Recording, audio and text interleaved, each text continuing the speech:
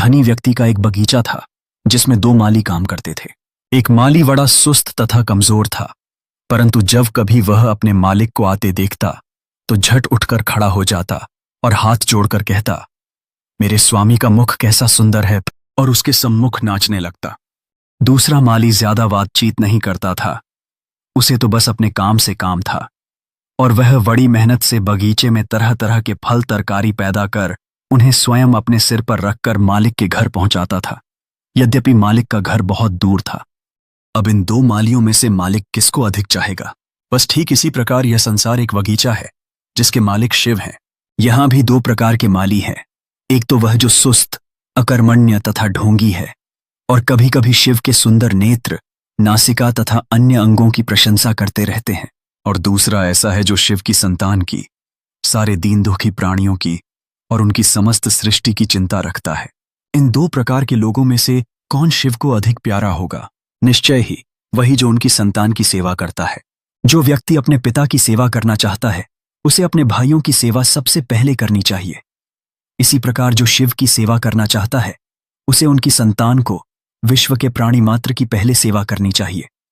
शास्त्रों में कहा भी गया है कि जो भगवान के दासों की सेवा करता है वही भगवान का सर्वश्रेष्ठ दास है। यह बात सर्वदा ध्यान में रखनी चाहिए। मैं यह फिर कह देता हूं कि तुम्हें स्वयं शुद्ध रहना चाहिए, तथा यदि कोई तुम्हारे पास सहायतार्थ आए तो जितना तुमसे बन सके उतनी उसकी सेवा अवश्य करनी चाहिए।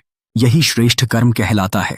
इसी श्रेष्ठ कर्म की गति से तुम्हारा चित्त शुद्ध हो जाएगा और फिर परमात्मा जो प्रत्येक हृदय में वास करते हैं प्रकट हो जाएंगे। प्रत्येक हृदय में उनका वास है।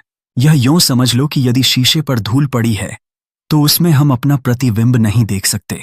अविद्या, अज्ञान तथा पाप ही हमारे हृदय रूपी शीशे पर धूल की भांति जमा हो गए हैं।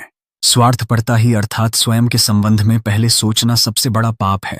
जो मनुष्य यह सोचता रहता है कि मैं ही पहले खा लूं, मुझे ही सबसे अधिक धन मिल जाए, मैं ही सर्वस्व का अधिकारी बन जाऊं, मेरी ही सबसे पहले मुक्ति हो जाए तथा मैं ही औरों से पहले सीधा स्वर्ग को चला जाऊं, वही व्यक्ति स्वार्थी है। निस्वार्थ व्यक्ति तो यह कहता है, मुझे अपनी चिंता नहीं है, मुझे स्वर्ग जाने की भी कोई आकांक्षा नहीं है। यदि मेरे नरक में जाने से भी किसी को लाभ हो सकता है तो भी मैं उसके लिए तैयार हूं। एवं यह निस्वार्थपरता ही धर्म की कसौटी है, जिसमें जितनी ही अधिक निस्वार्थपरता है वह उतना ही आध्यात्मिक है तथा उतना ही परमात्मा के समीप।